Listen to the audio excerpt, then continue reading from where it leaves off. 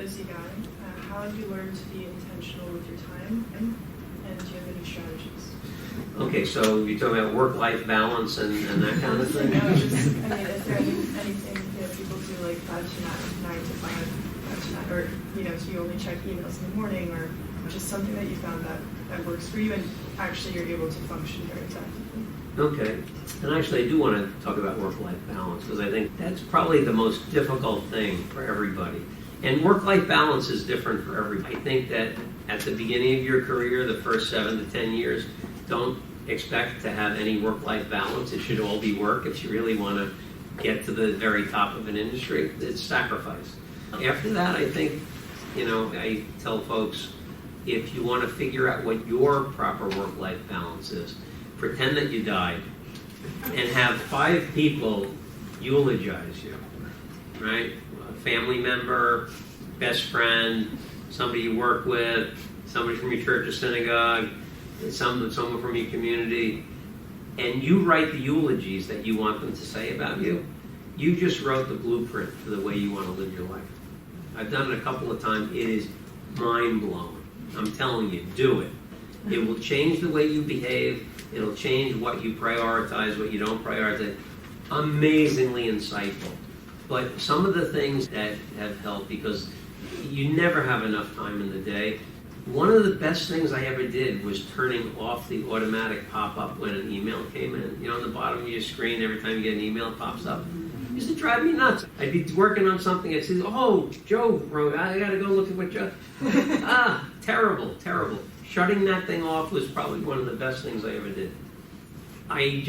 Time management, I think, for years, my goal was always to wake up very, very early, and that was the wrong goal. The goal should have been to get to sleep early, because I can't get up early if I don't get to sleep early, and the goal should be get to sleep early, then it's no problem to get up early. It's tough to get up early when you stay up too late. So things like that have helped, but my number one thing that I have to do every week, I have to allocate at least 10 to 12 hours. So long, have a good night. Yeah, sorry. Oh, that's okay. Thank you so much. No, you will. I have to make my prospecting calls. Number one thing to me, prospecting calls is like the gasoline that makes the car go. You have to make those calls all the time. And then just find the time to do the other things. And it's time blocking is really important. I think a lot of us are so busy that if I said to you today, hey, block out 3-hour chunks, 2-3-hour chunks over the next couple of days to do a certain activity, it would be hard to do that because your day is all filled. I block time out 2 or 3 weeks in advance. Make sure that I have that time. And basically, nothing will stop me from making those calls. When I sat in a cube in the middle of the bullpen, I used to wear a red baseball hat. And everybody in the office knew when BK has his red hat on, don't go talk to him. Because I don't want to be disturbed. I got to make these calls. And I said, if there's broken bones or blood in the family member, let me know. But other than that, don't bother me when I'm making my calls. Since you are related to the question and something you're talking about prospecting, I think it shouldn't be easy. But I wonder, how did you do in the beginning when you weren't so well known and recognized in the market, when you were into your beginnings? How did you deal with rejection? Because it's not easy. It's understanding the probability of success. Like I gave you the numbers, 2.6% turnover. We studied that right from the beginning.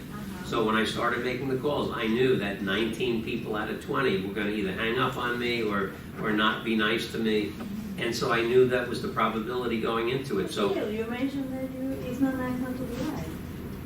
No, that's true. How do you do with that? You just have to understand that, I looked at every connection as a really positive thing, and every negative thing was almost expected.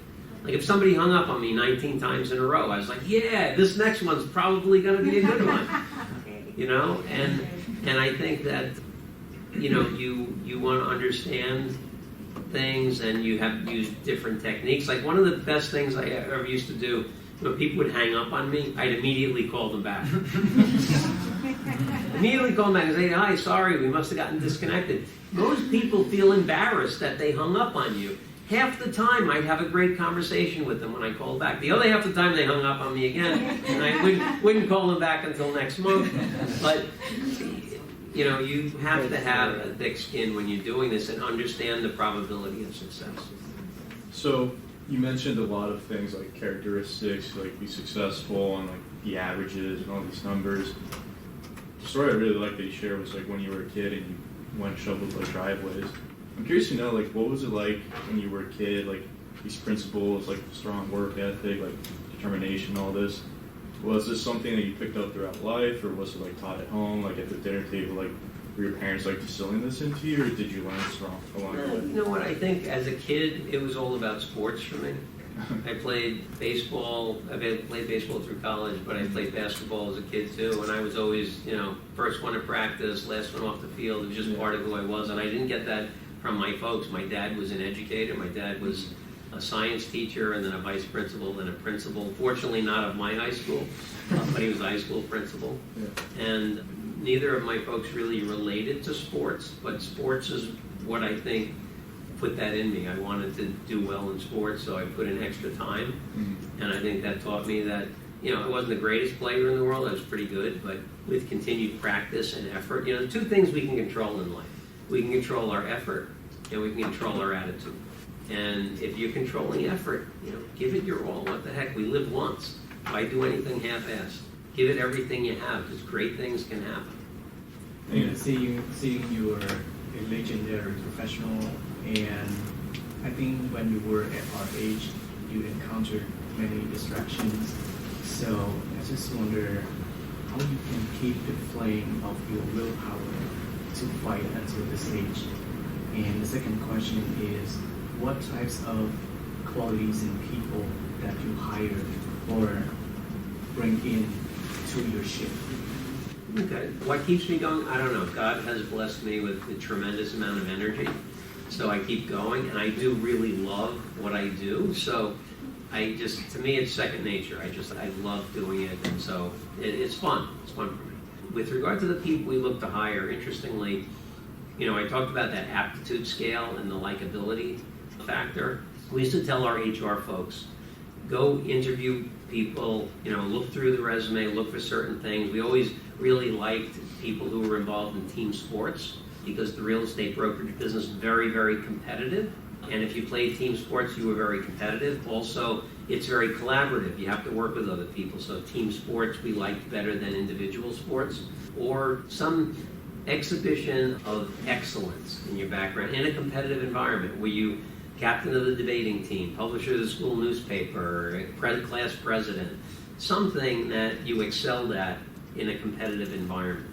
But then we also told our HR folks, look, you could meet somebody that checks all the boxes and looks great, but after you've talked to them for a half hour, if you didn't say, hey, I'd love to go grab a drink with this person or go have lunch with this person, you can't offer them a job.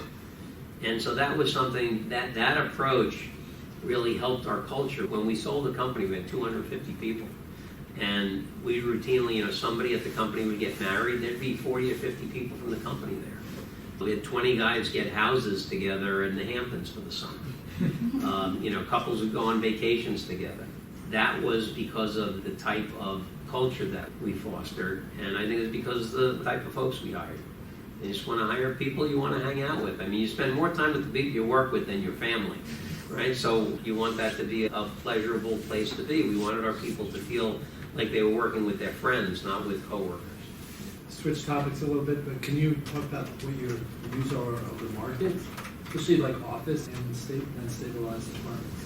Yeah, well, I think, and again, each of those topics I could talk for hours on, but just to give you an overview, I think one thing that is really different about this market correction than market corrections in the past, and I think if you look at the S&L crisis, recession of the early 2000s, and the GFC, everything was moving down in the same direction. It was just different magnitudes. Today, I would argue that different product types are performing very differently. I think the retail sector is actually on the upswing today, but it started to get hurt years before everything else started to get hurt. Generally perceived that retail rents have stopped going down, leasing activity is picking up, investor interest is back in a big way. has been for several months. I think retail's on the way up. Hotel market is definitely on the way up. We have 120,000 hotel rooms in New York, 30,000 of them are no longer hotel rooms. 14,000 have been changed to other uses like student housing, other things. 16,000 are occupied by the migrants. Airbnb has been significantly marginalized. So ADRs are way up, occupancies are way up, and the dynamics in the hotel market are fantastic. So that market is on the way up. Multifamily is kind of a tweener in that I think the demand for multifamily is much more robust than it should be given the political headwinds. The law changes in 2019 hurt the market so badly. It hurt lenders. It forced Signature Bank to go under, maybe another couple of banks before the dust settles.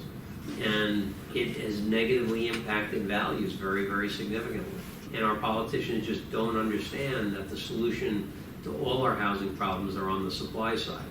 Instead, they rather confiscate private property to try to get votes and have these tenants vote for them.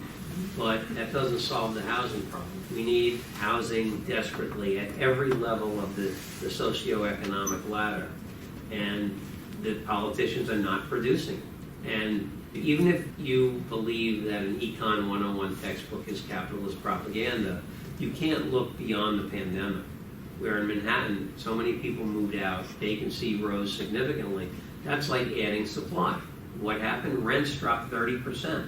There has not been a publicly legislated housing policy that has dropped rents by half that amount anywhere in the United States. I mean, wake up, wake up. What are these people thinking about? Create incentives to build more housing and you get rents down.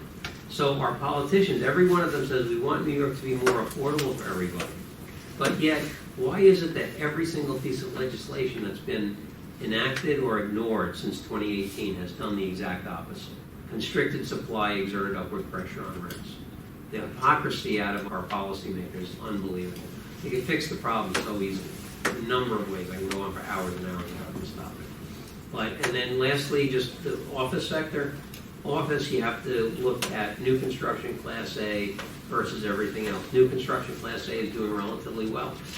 Everything else is, we have at least a couple of years to go. Where now some B and C office buildings are getting to the point where the values are so low that buildings, even if you layer in demolition costs, properties are selling for less than the land value. So I think we may see more office buildings demolished before the cycle is over than converted to residential. Yeah, I wanted to just stay on that note for a sec. What do you think is the biggest issue with the lack of supply?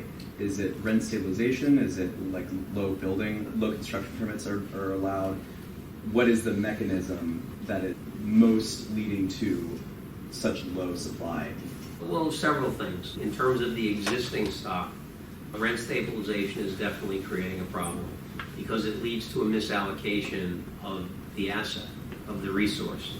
You have a little old lady living in a 5-bedroom apartment by herself or a family of 5 living in a 1-bedroom because they happen to be rent stabilized and don't want to move. That's ridiculous. Then you have situations where, the rent law changes in 2019 that marginalized the IAI and the MCI program. Been horrible. I mean, I'll take you back to 1977. I'm a lifelong diehard Yankee fan. So I think 1978, Yankees Dodgers World Series, Goodyear blimp pans out. Reggie's hitting all the home runs. Goodyear blimp pans out. 6 fires going on within 3 blocks of Yankees. Why was that? It's because it made more sense for people to burn their buildings down and collect the insurance money than to invest in. So the city comes up with the IAI and the MCI programs. So the private sector will get a 30% return on invested capital. In 1978, the dilapidation rate in New York was 14%, meaning 14% of the housing units were deemed uninhabitable because they were in such bad condition. So the IAI and MCI go in. Private sector dumps tens of billions of dollars into the housing stock. In 2019, dilapidation rate, 0.04. And what do these knuckleheads do? They marginalize both of the programs so there's no incentive to invest in those units anymore. So what happens when the $700 a month rent stabilized tenant leaves a unit that could rent for $4,000 a month, the owner nails the door shut. There are tens of thousands of apartments sitting empty because it doesn't make sense to renovate them. So I've discussed this with the mayor and the governor. All you had to do, reconstitute both of those programs. You'd have done the low end, 30 to 40,000, high end, 60 to 80,000. You'd have 50,000 apartments under gut renovation within 2 weeks. Could you explain why it's less incentivizing for the landlord to just put in their own money to renovate the apartment? Like, how does the math? Okay, because the law says you can invest $15,000 into an apartment over a 10-year period.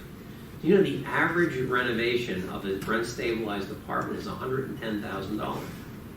So if I said to you, okay, you have to buy this stock, and this stock is going to return you a 0.001% return, would you buy it? Yep.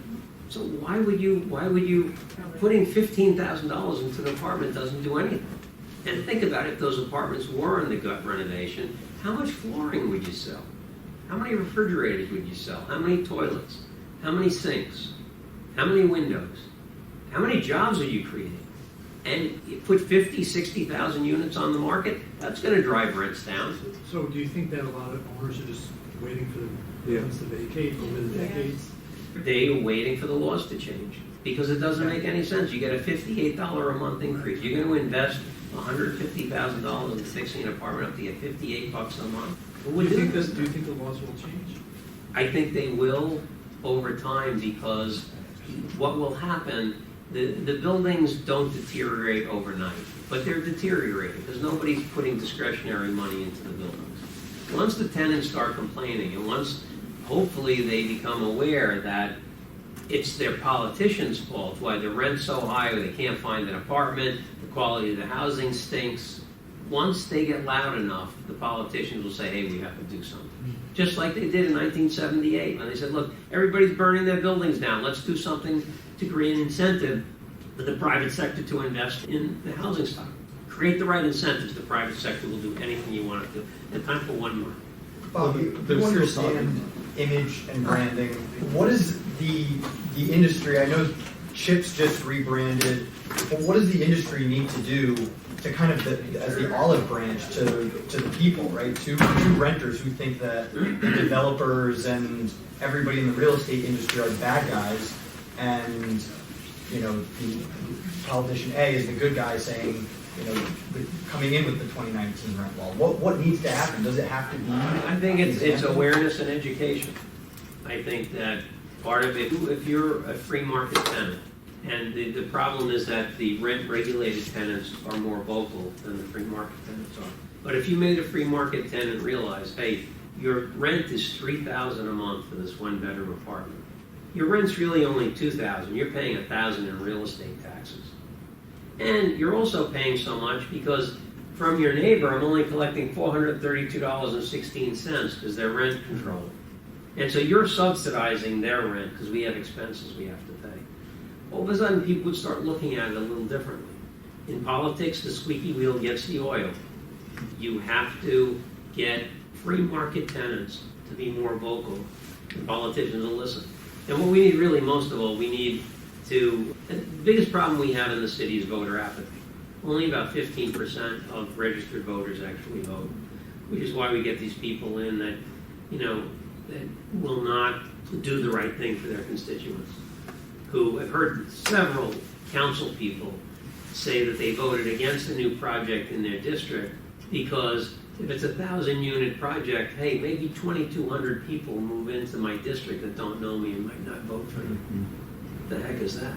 So I think it's a number of things. It's education, awareness, alignment, getting more people to vote. But it's a heavy pendulum to swing, but it definitely is against owners now. And there could really be more of a celebration of some of these districts, some of these places where the developments are happening. You mentioned 1,000 units, and it sounds crazy, but like Hallett's Point in Queens is one of those areas, and I'm sure in 5 years that's going to be the next big thing where everyone is. But people forget where it comes from, right? Who made that happen? I think a lot of things would be good to change.